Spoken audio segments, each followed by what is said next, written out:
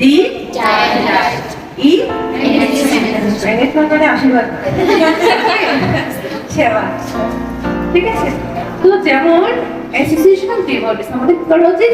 ভক্ত সংগ্রহ করা উচিত। ঠিক আছে, যেমন দুটো টিয়া পাখি ছিল এক বিক্রেতার কাছে, সে কি করেছে? দুটো টিয়া পাখি বিক্রি করেছে।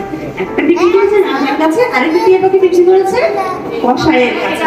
ঠিক আছে, তো এক সাধু ব্যক্তি কি করছে? সে কসাইয়ের দোকান দিয়ে যাচ্ছে। তখন ওই টিয়া পাখিটা বলছে, এই ধর মার পিস পিস কর। কি হলো? এত নির্মম, এত ছোট্ট একটা পাখি সেইভাবে কেন, এতটা নির্দয়ভাবে কেন কথা বলছে?